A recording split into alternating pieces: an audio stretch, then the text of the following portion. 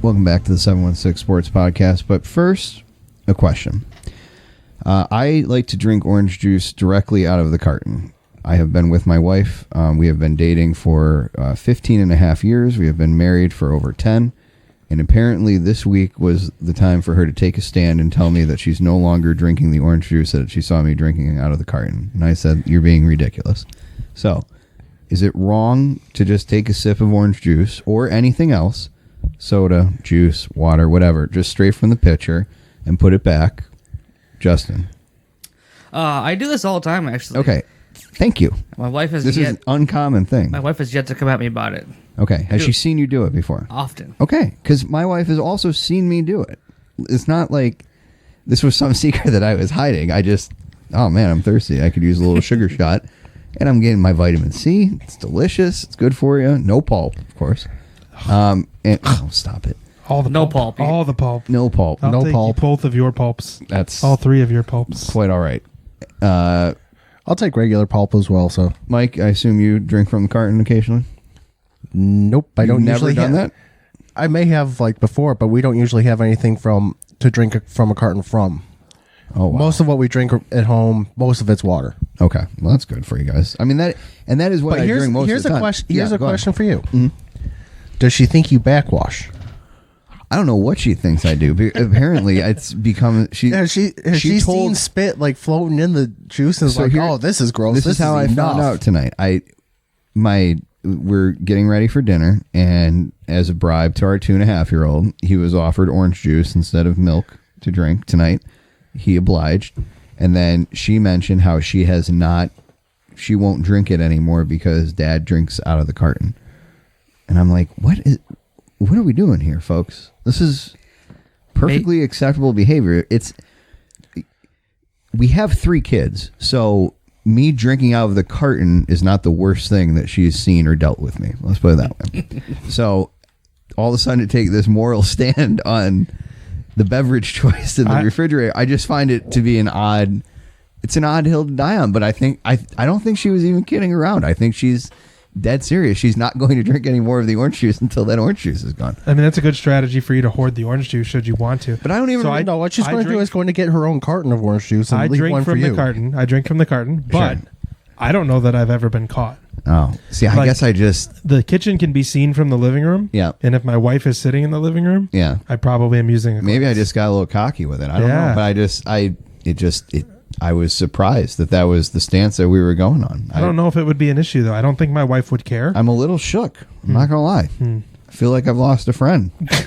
and that friend is orange juice. That I don't have to pour into it. Because, I don't know. I don't feel like I need to quantify it's 100% about not having to wash it. It's actually more green, in a way, when you think about it.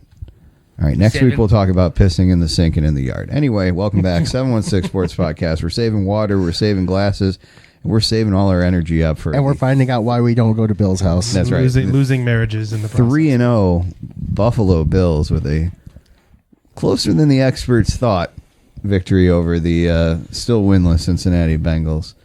But, hey guys, the Bills are 3-0 for the first time in about almost a decade. Okay. So, feelings are good right now, I think, right? Very good, I guess. They're building. They're building though. They are. But they're building with the positive on the other side of it. Sorry, Justin, I didn't mean to cut you off, but for years we have these buildings without the silver lining. Like they give up the touchdown late to Cincinnati, or Allen doesn't rebound and lead a 76-yard drive because of the silly mistakes they made. Like, yeah, they're still building, but they're figuring out how to overcome their own buildings. There's a lot to love. There's a lot to break down, and we can do all of that. Let's start with the positives, the absolute positives to me. The defense, still dominant. They wore out a little bit towards the end. People were starting to get worried that they were going to blow that game. 3 straight games under 20 points. I don't know how much more you can ask for a professional defense than that. I mean, they're not much. They're not the Patriots. Patriots are better, yet to allow an offensive touchdown. But other than that, I don't know. They got 3 drives yesterday where Cincinnati came through and got points, and they were all in the second half. They seem to be wearing down a little bit, but then they kind of stiffened up again. I don't know. I'm not worried about the defense. I thought they had put it together, another dominant performance. Eric Wood mentioned an interesting dynamic about the third quarter. So the Bengals get the ball to start the third quarter, and he mentioned how much the crowd noise is a factor. And at the beginning of the third quarter, most of the crowd is not back to their seats. That could be seen as a total BS cliche, or it could be a guy who played and notice a noticeable difference that the crowd noise is not there. Yep. And he said also it's almost like you have the whole half to script your drive again. Like in general, teams' first drives of the game are scripted and they go pretty well. Cincinnati goes to the locker room and says, okay, we're going to get the ball. What are we going to do? So between them scheming for what they wanted to do, the crowd noise, and then say what you will about momentum, they got a touchdown and then they built on it. So it's an interesting dynamic to think about. It's something that never would have crossed my mind originally, but... Okay, I can't remember. Was it the first drive or was it the second drive that Cincinnati scored on? I think it was the first drive of the third quarter. Okay, that takes part of my theory out of the water, but... Yep, just dying like a flopping fish on the dock. I mean, if it was the second series, I could see, okay, the Bills defense got the stop, got the offense got the ball back, they did nothing with it, and then all of a sudden they're back on the field, and it's just like, oh crap! Especially in a hot or humid day like yesterday was. Yeah, that's not an ideal situation. But if it's the first drive out of the half, then that's I don't know. That's also a part of football. Loudest crowd I've ever been to for an event to start the game was in 2012. I went to Ohio State, Penn State. It was the whiteout game for Penn State. 105, 106,000, however many it is, just insane, going nuts. You literally could not hear yourself. Person next to you can't talk to him. Start of the third quarter, you can have a regular conversation with them, and then eventually things build back up. I do think there's no greater opportunity in football, I don't think, for a visiting team than to get the ball with the first drive in the second half. I do think that that's a real thing, because if you can script it correctly, the crowd they're just not as active. There's the natural human emotion of just breaking and taking a break. You're not so many people leave the stands. They're, like they said, they're getting food, going to the bathroom, whatever it is. Beer. And they're just kind of chill. And it is a real thing. And I do think that that's actually a pretty good point by Eric Wood, who has actually been very good on these broadcasts so far. I got to listen to him. He's great. In extended yesterday. I was out. Eric Wood's doing a really nice job of Kelso is fine, but Wood is better. I think he kind of lends a different perspective to things. But getting back to the defense, we found out today a little bit of a blow. Harrison Phillips is out for the rest of the year with a torn ACL. Unfortunately, that the defensive line, we've talked about how superlative they've been so far.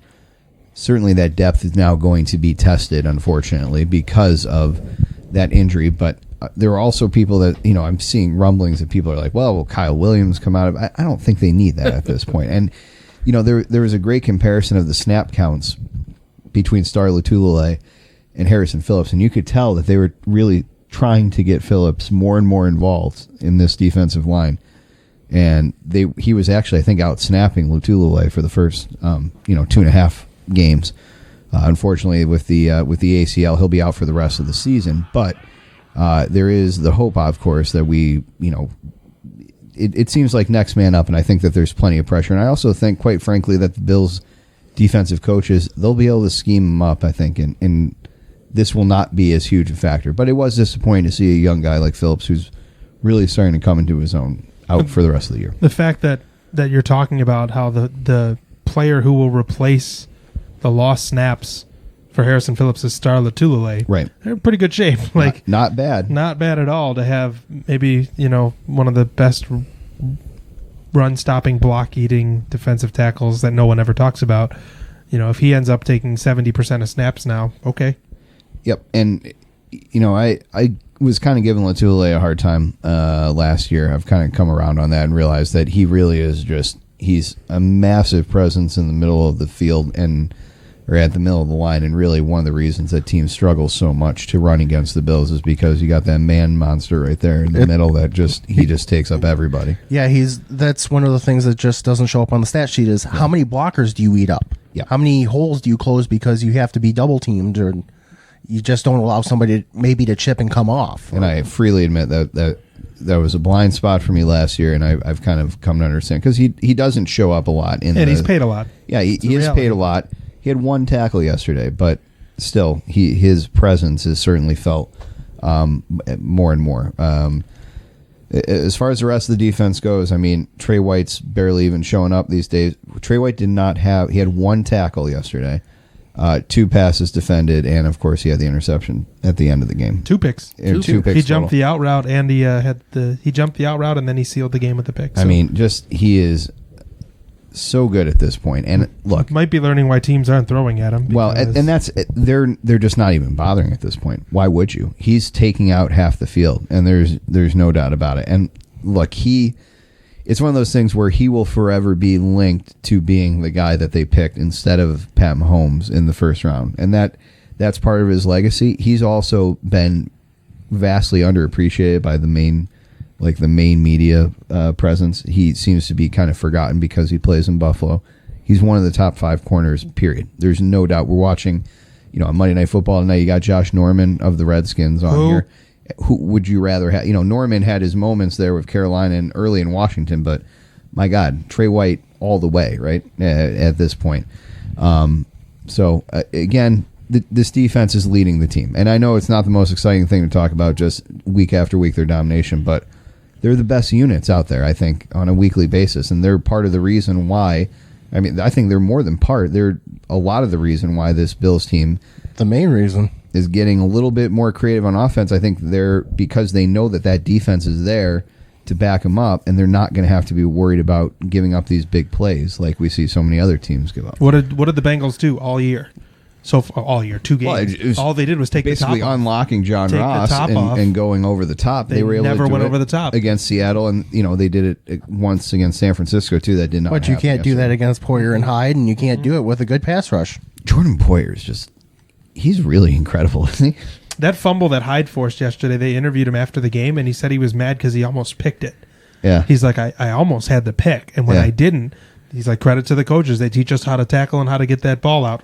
Listen, that's not a coaching thing. That's a talented play by a great player, and he knocked the ball out. Yeah, Poyer and Hyde, they're just so set at the safety position. White's taking out half the field now.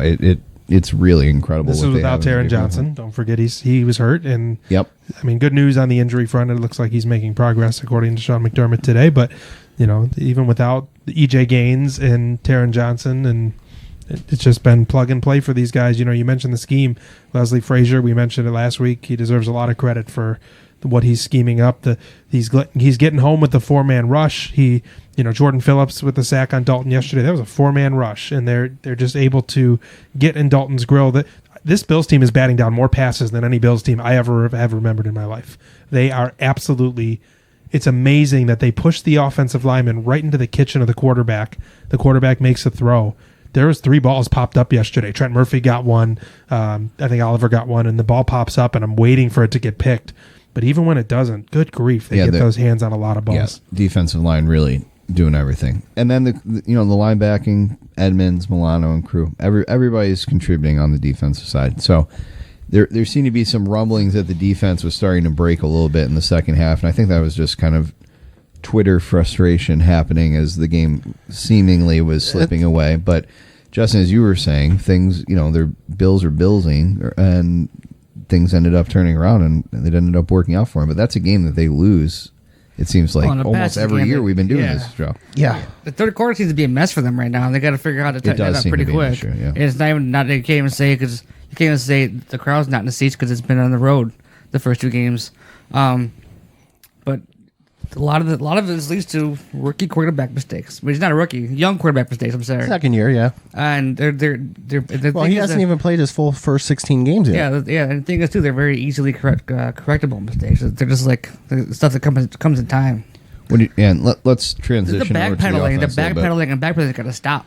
Yeah, there are. Yes, it's okay to throw the ball away, and I think you mentioned this in the Slack yesterday or on Twitter somewhere, Justin, where you were like, it's okay to just give up on a play, right? Like it's okay to admit defeat, and those are the things.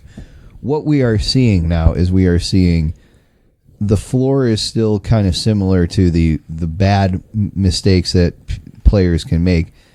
The ceiling is getting higher though with Allen, and we are starting to see some of these plays where the throws that are, and this was what we were told, we were promised with the big arm. I don't remember the mobility, but obviously the mobility has added a new dimension. I think a lot of people just assumed Josh Allen was a big kind of lumbering Bledsoe statue in the Roethlisberger. Bledsoe, yeah. Well, yeah, and even Roethlisberger, who is mobile in the pocket, but was never, Ben Roethlisberger at age 24 still would not have been able to pull off RPOs or whatever, right? No. But what we're seeing with Josh Allen is the team is utilizing that flexibility that they have with him, with his mobility, and so the ceiling with the arm is getting better and better, and his accuracy, I think I saw it when we were talking about it, his true accuracy rate is about 64%. We were talking about a guy who was under 52% or under 50, 49 for his career. Were the true, and now to make that big jump, and one of the things we were talking about too was how everybody was like, "Oh, it's a magic bullet if you get to 60%." Well, no, 60% is about where like the lowest level great quarterback or lowest level starting quarterbacks are. The fact that he's getting up near 65%, that is a massive increase. And the accuracy, I don't know, it's a small sample. I don't know how long it's going to last for, but maybe now we have somebody that can actually, pull this off. Well, maybe you are going to have the accuracy. You have adjusted accuracy too, where they take away throwaways and they take away drops, because those are plays if he throws it away, and those are in the 80s. Yeah. Like when he's not throwing the ball away, which he needs to do a little bit more, or when his receivers aren't dropping balls. He had 2 drops yesterday that he put right where they needed to be. Both of those don't show up as missed passes, and it happens to every quarterback, don't get me wrong. But the other thing that I like, what seems to be different, and maybe when the young quarterback makes mistakes, it's kind of like the reaction most times on the sideline is like, yeah, it's going to happen. Like Brian Dable yesterday was having none of his shit when he threw that pick. Did you see on TV? Were you able to see Dable went over to him? He was. My wife was like, "Oh, that guy's not happy." I'm like, "That's Brian Dable." She doesn't know who that is. She's like, "He's really pissed." I'm like, "Good." Yeah. Because Allen was mad at himself too. I really think he can take it. This isn't something. He certainly didn't get his will broken by Dable chewing him out. No, I don't but this think wasn't a, "Hey kid, keep your head up. It's okay." It was, "What the fuck was that?" And that's okay, because when you have a good relationship with somebody, I was actually talking to people about this before, like you can hold someone accountable when you have a good relationship with them, and it's not always being their cheerleader. Sometimes it's, "Hey, you were kind of an asshole there. Hey, you need to do this different." Or, "Hey, you need to be..." Hey, pull your head out of your ass. Yes, instead of a, "Hey, you know what? Good try. Rookie quarterback. It's good." Dable wasn't having it. And obviously, Allen was able to respond. Didn't seem to bother him one bit, and the Bills went to 3-0. I'm not giving Allen all the credit, but he certainly was a factor in them figuring it out and finding a way to win yesterday. Worst part about that pick is like it was third down. Like, right. Why throw it? Just take the sack and punting it anyway. Yeah, exactly. That's what shifted the momentum of the entire game. There were a couple times too. Are you talking about in the first quarter too, where he keeps dropping back and puts him out of field goal range on the grounding? Yeah, because that happened as well. Yeah, just and I feel like those decisions where he's just trying to be a superhero, and it's like you don't need to do that. Then it does work sometimes in the fourth quarter when he spun out of whoever grabbed his jersey, right? And he spun out and rolled left and made through a strike. I mean, sure. So I feel like that first time he didn't know the rule. Yeah, where we don't get a pass on scrimmage, it's intentional grounding. So I think the second time he does it, he throws it extra hard. Yeah. To get a pass on scrimmage right to a Bengals player. Well, and it is kind of funny to see him not be able to. Well, the funny thing is, if he hasn't learned the rule by now, I mean, he's done that each of the first 3 games. I don't know it was a rule. I don't know if it was. Well, it may be just lack of. It's just lack of awareness. I think he's going to make. There are a few times the Giants game he had the least mistakes. I think. His Giants game may have been his best game as a pro overall. If it wasn't number 1, it's number 2. The Jets game, it was the tale of 2 halves. With this one, it felt like we were just mixing up, he's certainly interesting, right? There's never a point where the Bills are on offense where you don't think something could happen, and it could be catastrophic or it could be a massive success, and you don't really know. It slowly seems like the good is outweighing the bad.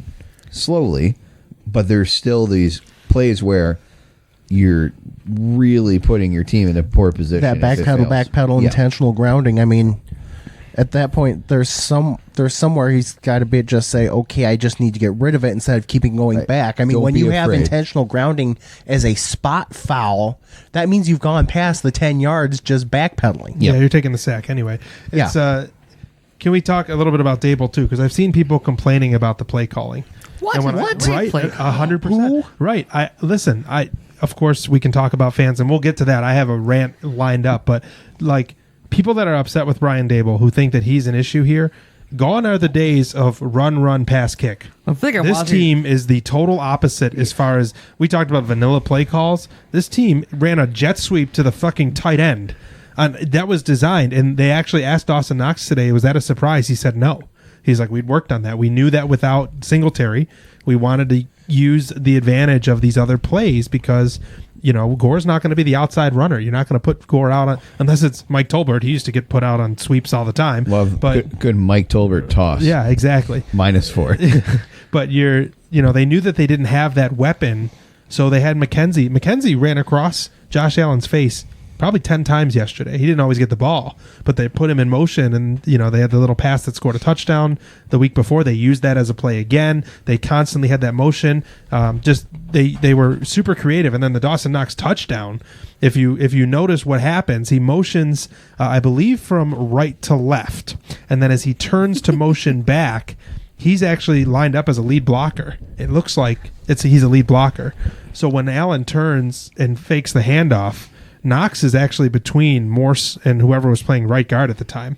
And then he just weasels his way through the B gap and just flares out into the flat to the right. Great. Was that the pick play too? That wasn't a pick play because it happened within a yard. I'm on a rant here to say this offense is not vanilla, and Brian Dable is doing a phenomenal job. How many times in the past 5-6 years have I watched a Bills game and then watched the next game? I was like, wow, this is an actual NFL offense running creative plays and just not a bunch of curls and swing passes. They actually have a real NFL playbook, and they're being creative. And I think sometimes people associate, if you're not scoring 35 points a game, you're not having a fun it's not offense. a young QB. There are a few mistakes that win every game from scoring 30 points. But I'm just saying, I think that if you're not, and they haven't scored 30 points this year, right? So the thinking is because the points aren't there, you're not creating, or you're not giving us the necessary offense that we're looking for, which isn't true. I hate this cliche, but it's a young offense learning how to win together. It's a thing. So if it's almost I'm sorry, and it's also almost an entirely brand new offense. So you're still seeing them come together.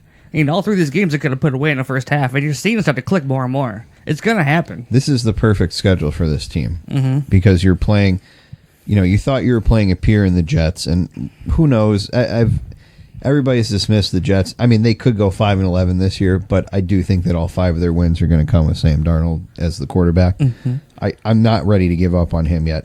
The Giants, you catch them 1 week before they do a move that they should have done probably from week 1.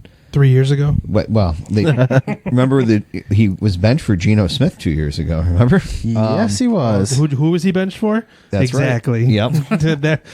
Well, maybe we'll just give Eli the ball back. And then, you have a Cincinnati team that has elements of a good defense. I thought the Bengals' defensive line... Their defensive line was disgustingly destroyed the Bills' offensive line yesterday a lot. And they have a decent enough passing offense where they're not just going to roll over and die, and that's without A.J. Green. Right. And if they had A.J. Green, that certainly adds another element to the team. But that said, one win between the 3 teams that they've played. So this is a good start.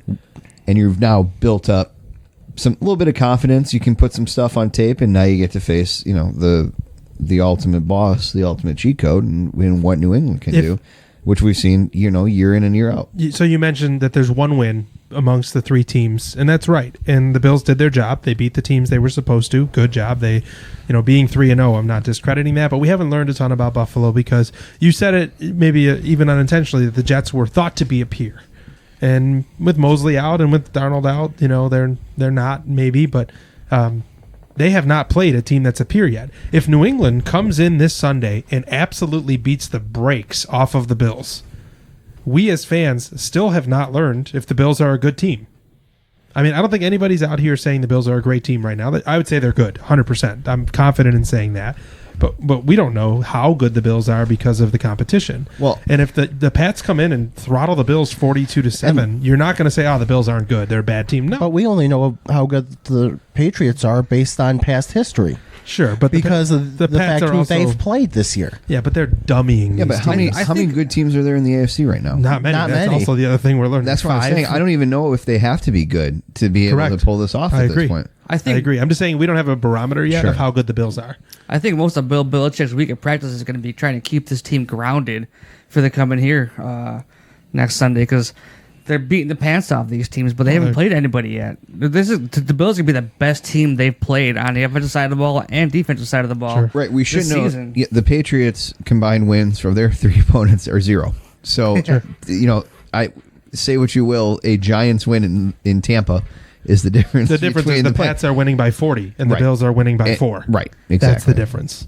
So there's a lot to say, but I mean, this AFC right now, the Bills are 3-0, Patriots are 3-0, Chiefs are 3-0, and then you got the Ravens who are pretty good 2-1. They lost at Kansas City yesterday. Indy I and think. By Houston. 5. Almost everybody is. Indy and Houston. Houston are That might be the only good teams. The only other 2-1 teams. I think the Patriots come out, but the better part of the first half, the defense kind of shell shocked by the Bills' offense because there are so many more playmakers. Well, it's not what they've seen in a long time, right? Yeah. So and now they've it's seen yet the possible. season either. Yeah. That's the thing. This season, The biggest thing, yeah. So we know that Belichick and the coaching staff is going to be all week looking at the best way that they can exploit the Bills defense. That's what they always do. They find the weakest part. I still think it's probably the linebackers. Now, an interesting wrinkle is if Julian Edelman, who left yesterday's game against the Jets, it sounds like he avoided a catastrophic injury. It's unknown if he's going to be playing. I assume,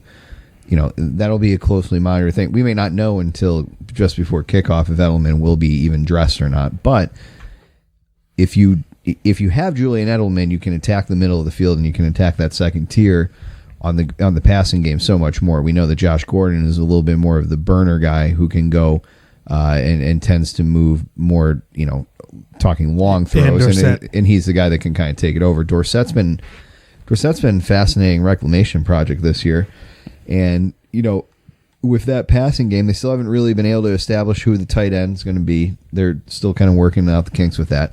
They didn't even need James White yesterday, but he's he can also kind of be that one first level, second level type guy catching out of the backfield. So the Patriots, I think, will be able to utilize that attack better than any of the other opponents so far that the Bills have seen. The Jets and the Giants really don't have any weapons. And, Mike, as you said, the best weapon for the Bengals wasn't out there yesterday either in A.J. Green. So there's a lot that could still happen. But, Justin, it's interesting that you say that. You think that the defense is going to struggle. I mean, they haven't let up a touchdown yet. It's pretty remarkable. I don't care who your opponents are. I think that's pretty remarkable. The last time these two teams played, though, it wasn't the defense for the Bills that let them down. Derek Anderson and the Bills couldn't score. Like, it feels like the Bills have been okay against Brady of recent history. Yeah, but that offense for the first few months last year, the Patriots' offense was not the Patriots' offense.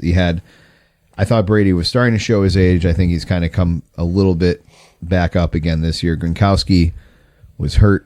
They were shuffling in and out wide receivers. I mean, I don't know. I understand what you're saying. I also tend to think that actually this is a better version this is a much better Patriots version. This is closer to the 2007 team. I mean, they're just destroying these teams. I know the Steelers and the Dolphins and the Jets are poor. I get that. But you still have to go out there and win these games. And I know the final score was 30-14 yesterday. The Patriots won that game 30-0 and had two really stupid plays to give up defense. Well, a pick six from their backup quarterback that they right. I mean, that's the thing, right? Like they were resting their starters, presumably for this game that they have. Yep. I don't know, man. But big news is Devlin's on IR, so the fullback for doing. So there it is. There's the X factor. The extra That blocking. without Devlin, now the Bills are set. I mean, I don't know. They're playing Luke Falk and they're playing Ryan Fitzpatrick and Josh Rosen with no one to throw the ball to.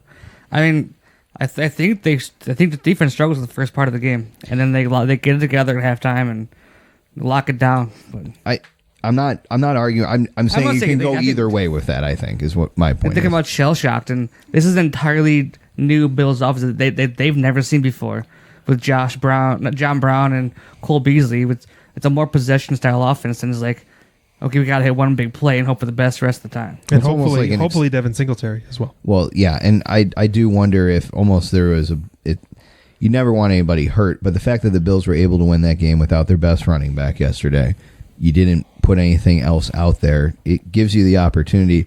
I think if healthy, we could see the most Singletary that we've seen all season next week against the Patriots. Well, Yeldon doesn't bring anything to the lineup, so for a pass catching back, they're not using that out of him at all. No, which is It's weird. Yeah, I don't fully understand that, but if Yeldon is the player that they're going to misuse the most, then I'll take it rather than so many of the other players over the past that it feels like they haven't been able to. Well, don't forget, Yeldon had a fumble that should have been at least 3 points. Yeah. Should have led to at least a field goal. I think his ball possession problems are why he's not getting much use in this season. He fumbled in the preseason, and I think he has not overcome that in the coach's eyes, and I think that's why he's not being much a part of the offense and fumbling yesterday. I think it's just going to continue that way. I think he has 2 fumbles and 8 carries. Yeah. That's a bad ratio to have, in case you're wondering. Advanced statistics. Not good. Hashtag. So there's a lot that we are expecting. It feels good. We were that game. I think it was the last time the Bills started 3-0 actually, when the Patriots came to town in week 3 and got out to a big lead, and eventually the Bills came back on the Patriots, which was pretty remarkable. Not usually the story that you see. So. I was in California for that game. I remember hearing about that. The Bills were down. I was like, "Oh, jeez." Yeah, it was pretty amazing performance that they were able to pull out that week. So we shall see. Brady's giving shout outs to Bills Mafia, which everybody loves.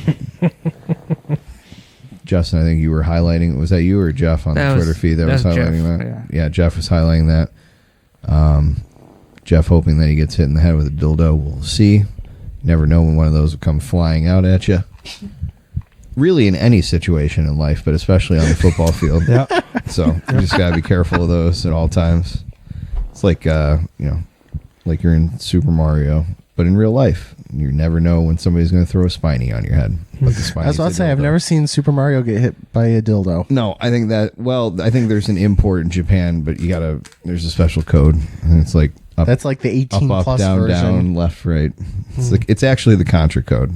Just see what happens. I'm not going to say anymore. We'll save predictions, I think, for the end of the show as far as the game goes. But I think the other team that we have to discuss is the Sabres have been doing some preseasoning.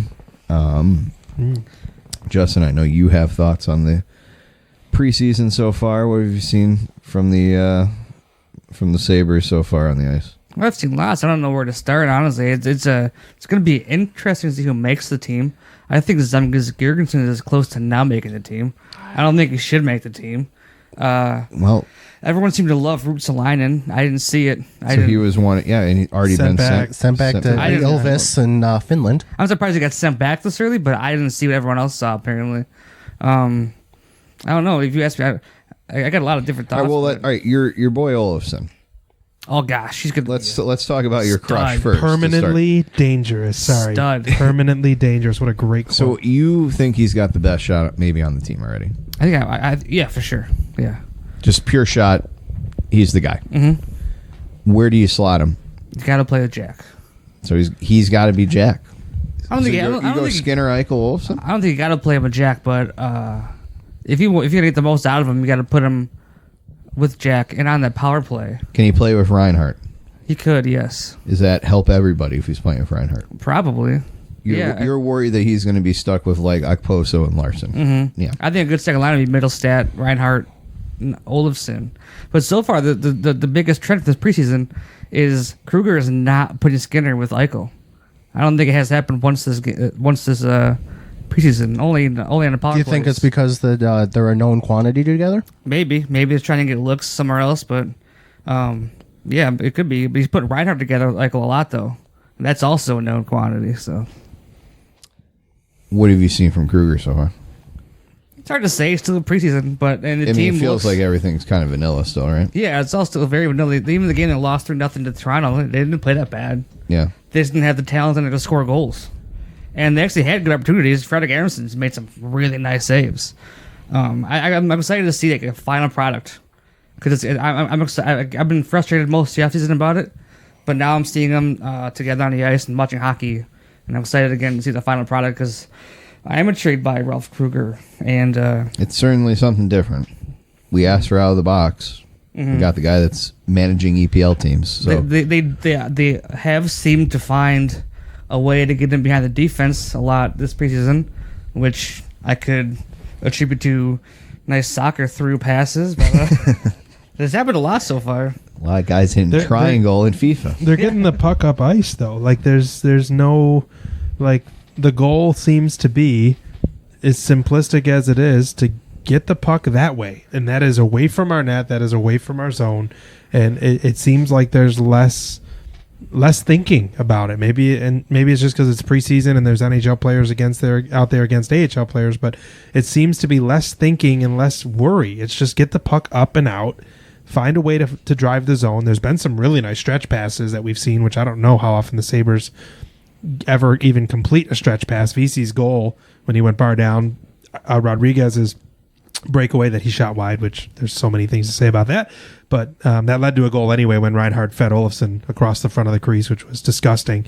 It just seems like if there's anything that Kruger is showing that you can read into, it's like strategy or game planning. Just seems to be get the puck that way, and as stupid and as simple as that is, Vancouver went to the Stanley Cup doing that. I loved it. They would just chip up and out every time. They were never looking for a breakout pass as much as they were looking to get the puck out of their zone, and they went all the way to a Cup final because you couldn't score on them because the puck wasn't in their end. So right.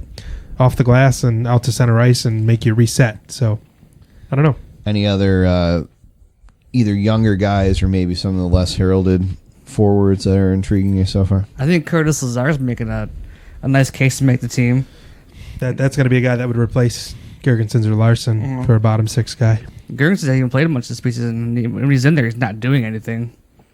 I think Larson's got a better chance to make the team just based on his defensive candor. Because you like him. He's very good defensively. He's not going to do anything for you in offense, but he's very good defensively. You just can't convince me that there's not a person in the system who is good defensively but also can give you something on offense. It seems to be one or the other with these guys at this right, point. Yeah. I think the defense has... Well, go ahead. Finish up. I think it's coming to a point where they just got to make a decision on Okposo and know what they're going to do with him. But they can't... I mean, he's still got, 3 or 4 years left? Like 3, I think? 3 years. How, you're going to bury him? I don't know. God, he's not effective. I mean, they did it with Molson, and they were able to find a way to do it. Nobody's going to pick him on waivers.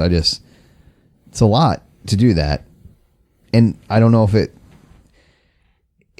I feel like his illness still kind of hangs over him. And I do wonder if that's a message that gets well received in amongst other players. Could be reading too much into it. Not saying I am, but those are the sort of things that I think about when it comes to when you make a move like that. When a guy that was the crown jewel of his free agency class, and he's just not produced. But I don't know.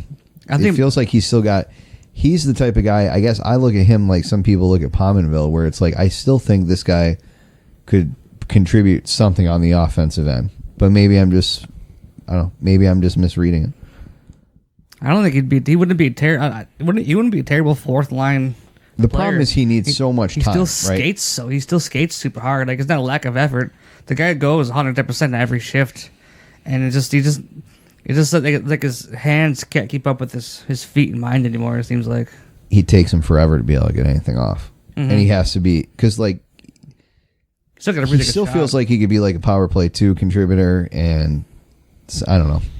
it's sad. It sucks. It's a bad situation, and I do wonder if things kind of turn out differently with him in this illness. If that never happens, is he this? I don't know. We'll never know. But he is this now. The first year, he was having a prototype kind of like postseason. He was the all-star representative for the team. Yeah, no, he was good. And he's no longer good. And I mean, he isn't, right? That's that's the best. I don't know what else to say. You spent $7 million a year on a wing. You're expecting to, you want him to get 40 goals a year, or at least give you, 70 points or something like that. It's never happened, right? And I don't even think it's even a mental thing with him, because he goes to all the dangerous spots. He put himself in harm's way every game. There's a play in a game Saturday where he could have. Someone got to run from behind and it could have obliterated him.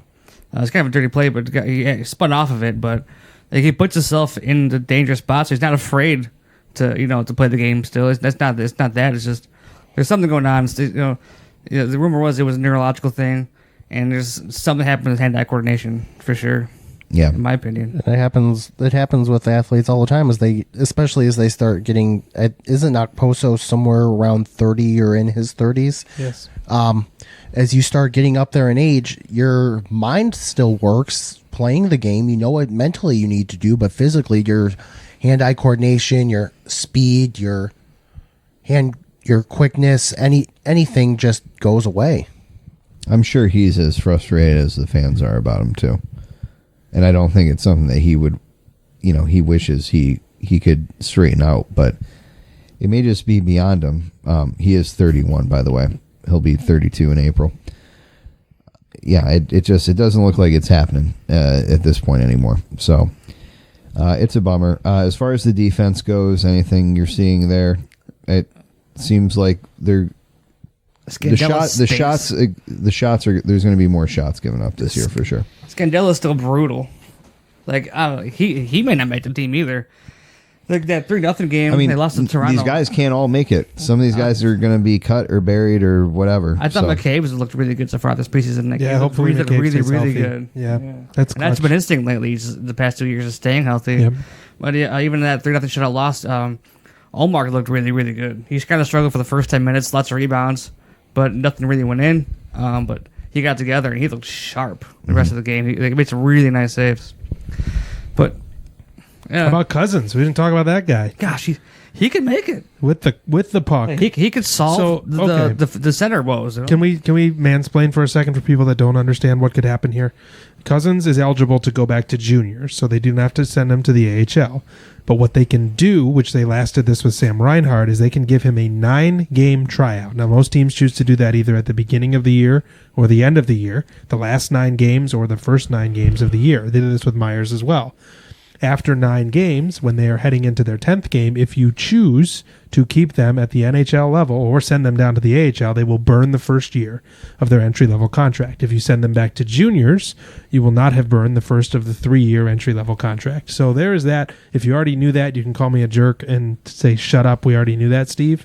But this kid deserves at least that 9-game tryout. There's no reason that he goes back to junior for any reason. Straight out of camp. Correct. He, with the puck, looks dangerous. Not permanently dangerous like someone else, like Victor Olofsson, as said by Ralph Kruger, but he looks dangerous with the puck. Yeah. Very good. And why not try something a little bit different? Give him the first 9 games of the season, see what you can do. I don't think that they expect him to stay. I do think that he would eventually What does go it back. take for him to stay? Well, Tyler Myers won the Calder when he did it. Yeah. So, I mean... And they sent Reinhart back down. It was a great decision.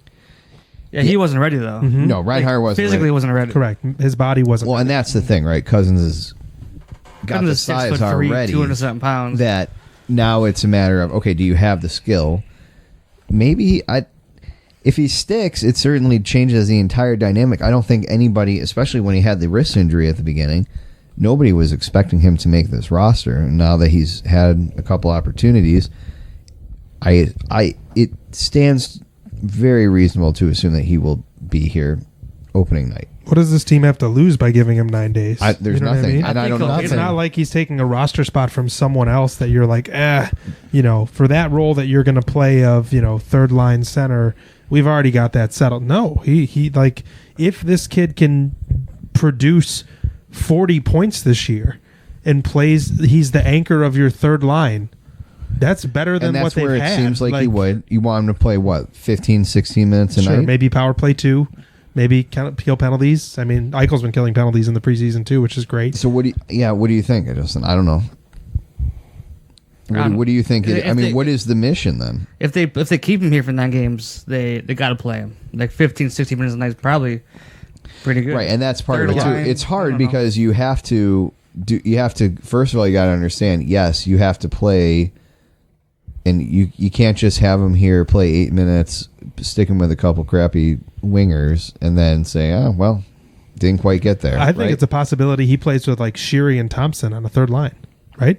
Because if VC ends up top 6, Johansson top 6, Olofsson, Skinner top 6. Are we ready for Thompson on the third line? I think Thompson's trending towards making the team. Thompson, you heard them talking big time about the 12 to 15 pounds he's gained, but it's been muscle. His body fat did not change, but he came to camp like 12 pounds heavier. He said that eating was his job this summer, which I wish that was my job, because actually what I need to do is have my job be not eating anymore. But for him, he was very regimented in what he was eating to put on this healthy weight. And because now he's got the size, it looks like he's going to be. I agree with Justin. If he's filled got in a shake little to bit, make the team. But was that the issue? It was the decision making. But he's also going to the dirty areas with the size. He's more confident to get near the net, and the guys can't get him out. If this dude just goes and stands in front of the net, like at the goal he scored, shoveled home a rebound on a backhand because his ass was in front of the net and they couldn't move him. So I don't know. He also has one of the best shots in the team as well. Phenomenal, yeah. It's a heavy shot for sure. I don't know. He almost feels to me like the guy that you put in the AHL and then bring him up when you know that he's got a couple more. My point to this though was that Cousins hopefully won't be out there with Larson and Sabatka. That it's possible That would not that be he a could good look at him. He could be playing third line center with decent wingers on either side of him, playing 15 minutes a night.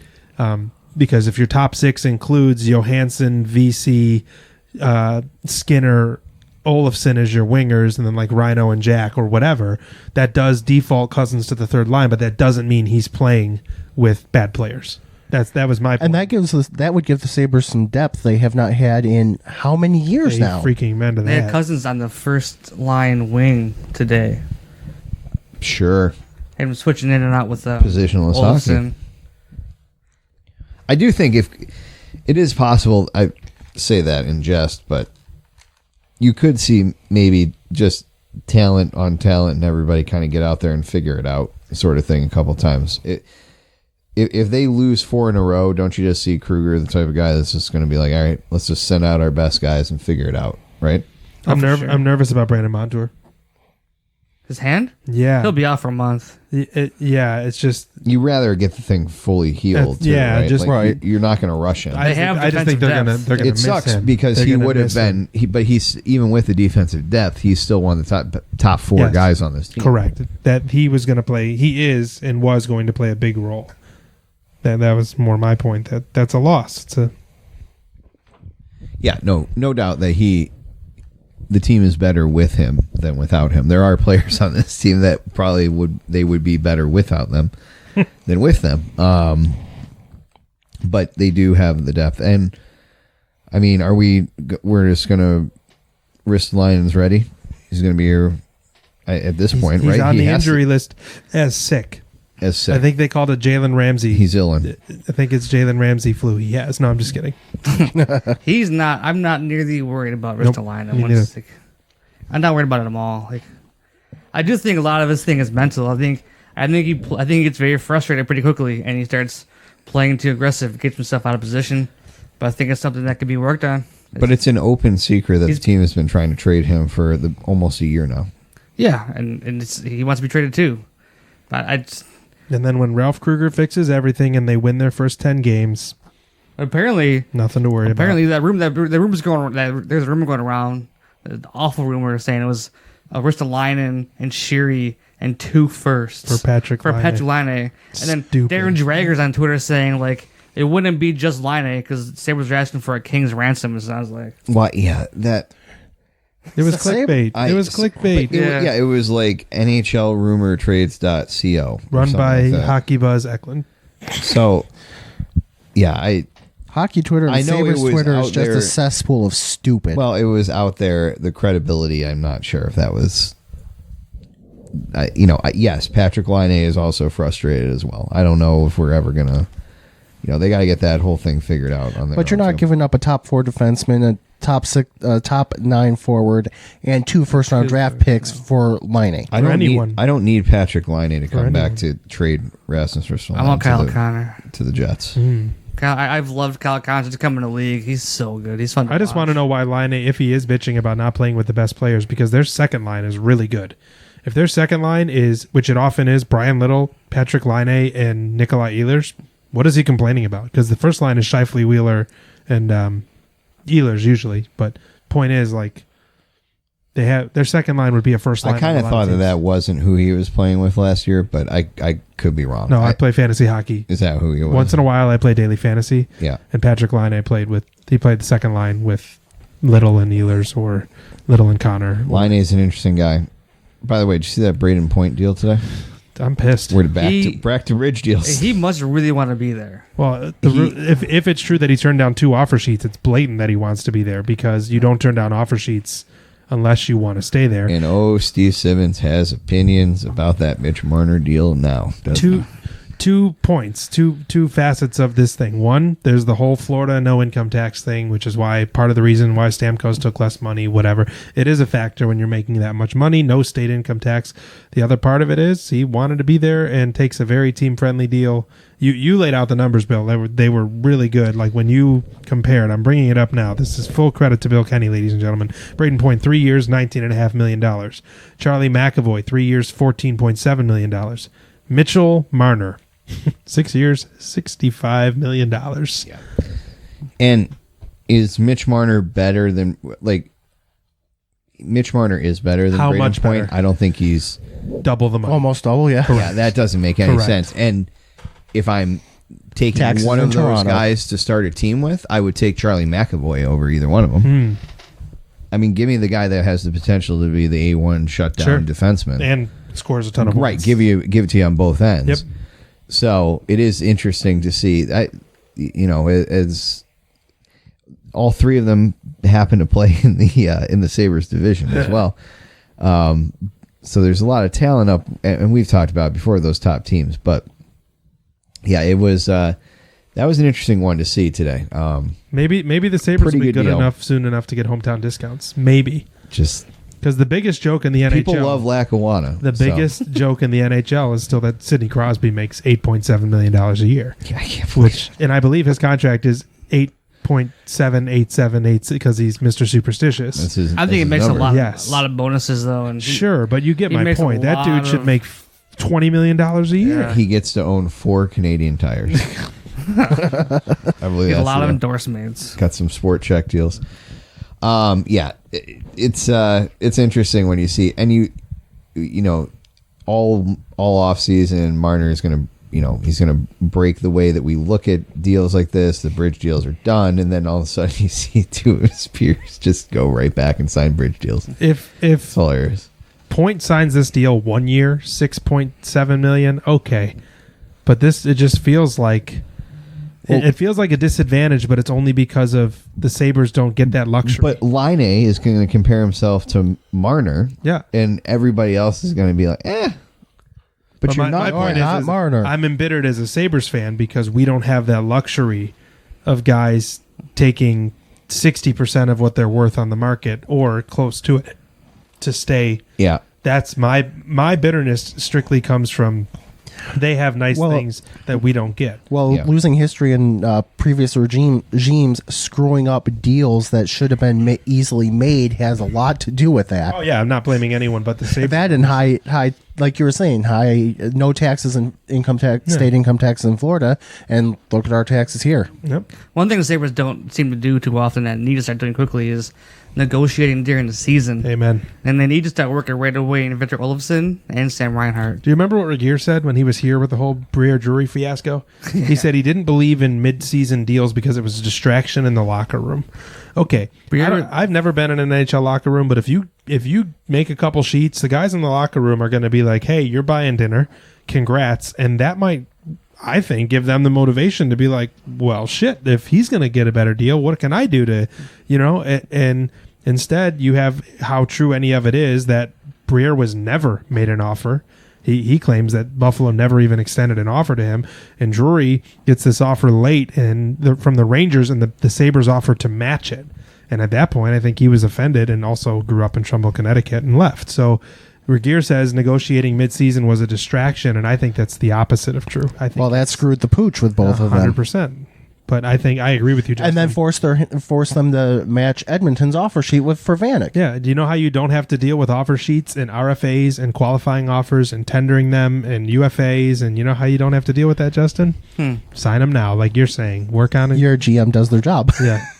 I think the Sabres are kind of stuck between a rock and a hard place with Olofsson because this is his contract year, I believe. And he has no reason to negotiate right now. His agent going to tell him to wait until he puts the points on the board. If he starts racking them up like consistently, he's not going to say, "Let's do this now." He's going to say, "Wait till the end of the year." Because Olofsson's in kind of a different position where this would be his first full NHL season. So you kind of, he really does. If they run the risk, if they try to negotiate now, he runs a real risk of being severely lowballed. I was risk of being injured too. Mm-hmm. Yeah, there's a lot going on with that. Any other final thoughts? Hutton, people have seen not worried about goaltending. I'm just not. It's just you can't worry about it yet, right? No. Steve, can we talk about what other idiot things people are saying? Yeah, I was going to save it for predictions because mine is going to be this will fall in line.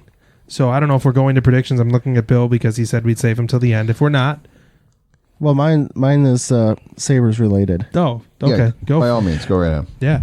People seem to be so anxious of getting rid of Casey Middlestat, who is going into his second pro season.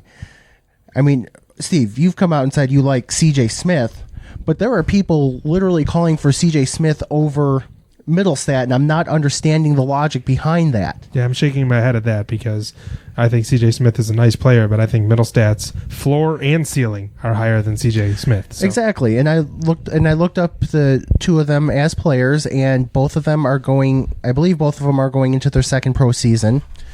Smith played in college at UMass Lowell. He's been in the AHL the last 2 years, gotten occasional call-ups. This is Casey Middlestat's second year of pro hockey. I mean, you got to give the kid time. And there's a reason that Middlestat was, I believe, drafted 8th? Correct. And CJ Smith was an undrafted free agent. Yep. People need to realize, okay, Middlestat has the MVP of World Juniors and right. Yeah. Middlestat has that body of work and is also 4 years younger than Smith. Give him this season, you know? Well, and Justin and I will go on record saying that we don't think Middlestat has played poorly. He hasn't. No. He's never at any point played him out of a spot. Like he has had, games where you wish he would have showed up on the score sheet and stuff. But when the Sabres are struggling, you don't look at it and say, man, Casey Middlestat really cost them. No, he's been fine. He's maybe asked to do a little bit more than he should have been. But I don't know what C.J. Smith has over Middlestat? He's older? Is the unknown factor. He's an unknown still. Sure. But in reality, I don't think he brings damn thing. He skates fast.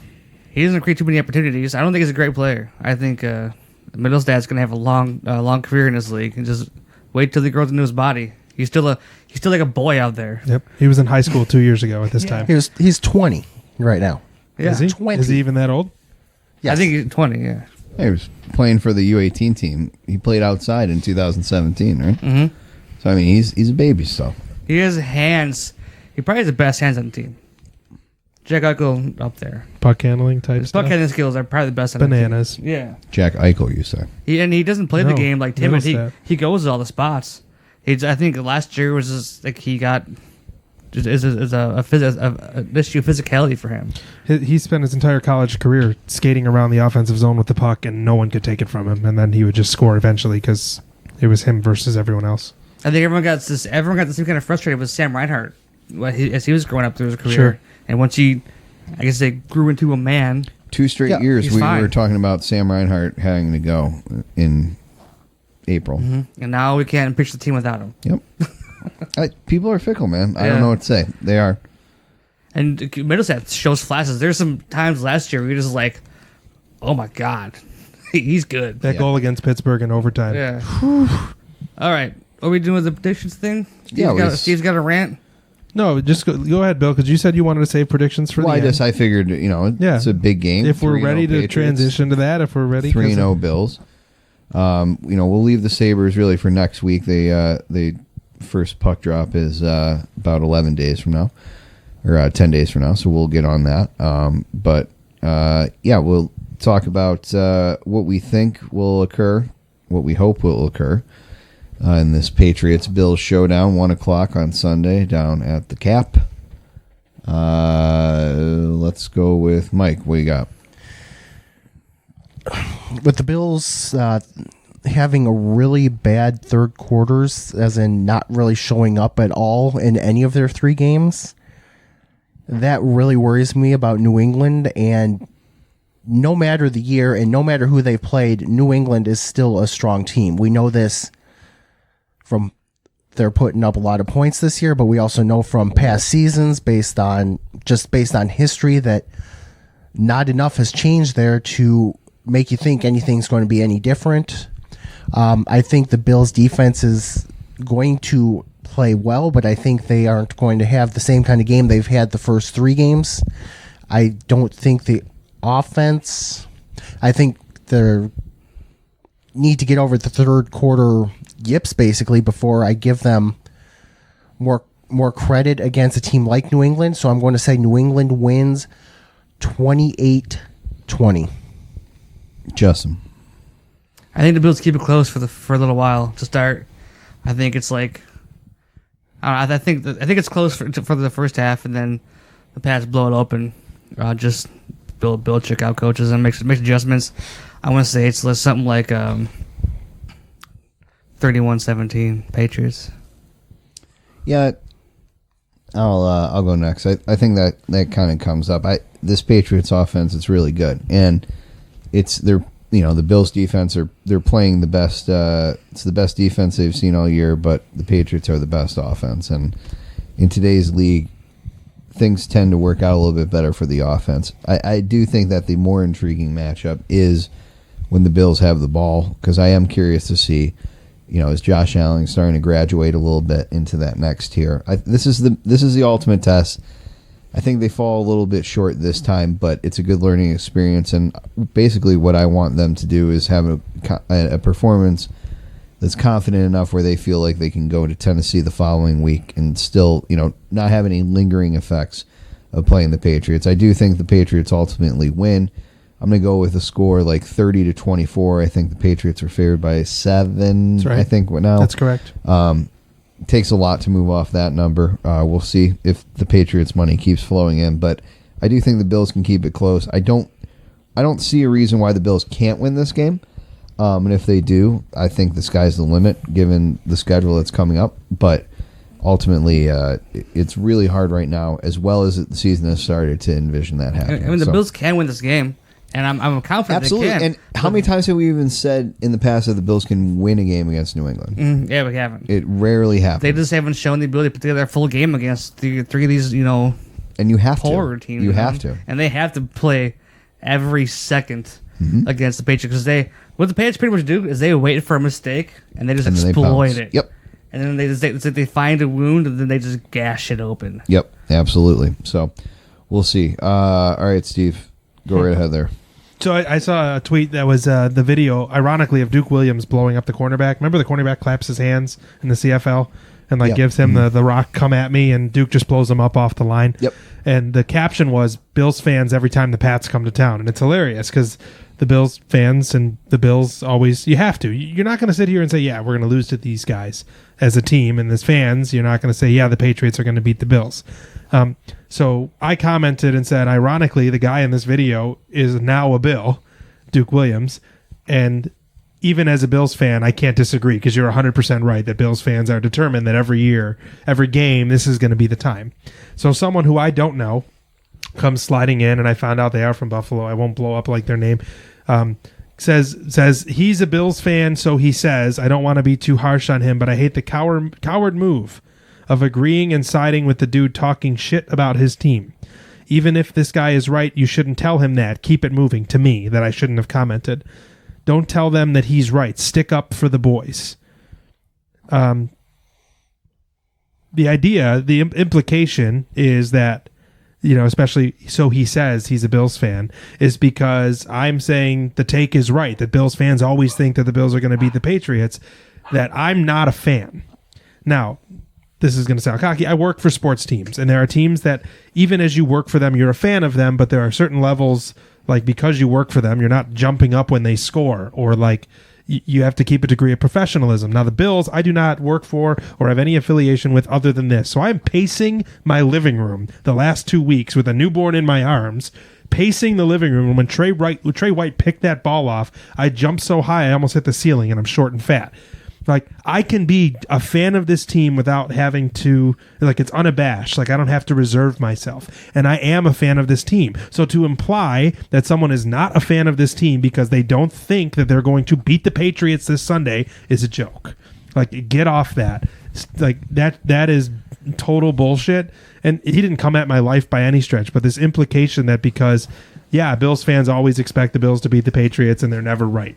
Oh, if you were a real fan, you would, what did he say, back up the boys or whatever, stick up for the boys. I could be 105% a fan of this team and think and realize that the Patriots are probably going to come in here and beat them. I personally think the Pats are going to beat the brakes off the Bills because I just think that's what happens. They're the big bully, and the Bills are not ready for prime time yet. They're a good team that's not ready. I'm going to take the Pats 35-13. I don't think this is going to be close. I think the Pats might score on the opening drive, and it actually never gets close. I think the Bills might have some garbage time success, but I'm not a fan. Oh, man. So apparently you're not a fan because you can think realistically. You're a realist. You that can was my see what's exact quote that you can see what's in front of you. You're a realist. Okay, not everybody is going to be a rah-rah support the team no matter how bad things are. I literally said I'm not shitting on the Bills and being realistic. I think the Bills can have an amazing season, 10, 11, or 12 wins. I just don't think any of them will come against the Pats. What's that quote? Life always finds a way. I have a shirt that says it. The Patriots Yeah, always find a way. Jeff Goldblum from Jurassic Park. Right? Yeah. That's Dr. Malcolm. So there's my little rant. Like, I realize it's social media. Mike, you always call it a cesspool, but if I go on the Bills Mafia page and say, hey, I think the Bills are a good team, but the Patriots are going to win on Sunday, like, I'm probably getting removed from the page. And yeah, exactly. Like, and I get it. Like, we should be fans through and through, and every fiber of my being hopes the Bills beat them on Sunday. I don't care if it's by 1 point or 100 points. Part of being a good fan is also realizing your team's flaws. Yep. Yeah. I mean, we don't sit here just puffing up the Bills all in the Sabres no matter how badly they're playing, and we've been doing this since 2014. We've seen some pretty bad shit. I think we just try to we try and be as fair as possible with it, right? Right. Like, we're not beholden to anyone or anything. And what we predict here is not what we're hoping happens. It's what we think based on what we've seen, and the evidence in front of us is what we think is going to happen. But I just always enjoy the idea of, that person is a fan. It was the same thing in week 1 where like Josh Allen was really bad in that first half, and then Justin got called something, and we don't deal with it and we're not trying to create anything that we are. We don't deal with this any more or less than a lot of people do. We get a lot less of it. We're trying to have fun on Twitter most of the time, whether it's on the show account or our personal accounts, but we do occasionally get the thing like, oh, you're always being so negative or something like that, and especially when it comes to the Sabres and the Bills. Well, have you seen what they've given us? They combined have gone to the playoffs once in the last 8 years, like, and we're just 3 times in the past 20. So, right. Like, I'm not going to say that there's no reason for me to imply that Josh Allen is better than Patrick Mahomes right now, because that's not true. There's no reason I'm going to ever say that Jack Eichel is better individually than Connor McDavid, because that's not true. The only way you do that is because you were born and raised in a way where you feel like you always have to defend anything that is on your side to the death, even if it's the death of you, and even if it's an indefensible position. Right. There were people that said that Josh Allen was better than Andy Dalton yesterday, and I was like, I don't know about that. Right. But depends on when in the game. But and I get, you can have a debate, you can have a conversation, you can have a back and forth. I do get that, but I also just, the blind loyalty thing is something I don't have that chip. Some days I'm jealous of people that have that. Yep. It's just not. I'm never going to have that, and I know I'm never going to have that. So on the record, Steve is saying the Bills are going to win every game this year, 52-0, except for this one, which they lose 35-13. I'm changing my mind. You've changed. This guy on Twitter changed my mind. I'm going to stand by the boys. Stand by the boys. And say that the Bills will never lose again in the history of the franchise. In the future of the franchise. Pretty cool. Whoa, gotta take your boys. We're going to get a new stick up for the boys. T-shirt. 716 Sports Podcast. Steve's an asshole. Put it on the list. We were talking about, I would buy 2 of those shirts. But all right, everyone. Well, that'll just about wrap it up. So do we have a merch store yet or no? I think we're gonna get the Teespring put up. What's the place that makes the mock jerseys that are terrible? That's where you find It's our stuff. China. Yeah, right. That's Well, I didn't mean the place. That's called a country. I meant the website, but Oh, okay. China.com, I think is the website. Check it out. Pretty cool. A lot of red merchandise over there. Check it out. Steve, I know you love communism, so I'm sure that'll be a good one for you over there. Yep, the 176 Sports. Get you a Che shirt. You'll love it. Wear it with pride. Favorite. But yeah, anyway, we will talk to you guys again next week. We'll be back recording Monday. Shows will be dropping on Tuesday. Thank you for all the support. Thanks for all the downloads and all the clicks. Check us out on Facebook and Twitter, and we will talk to you guys next week.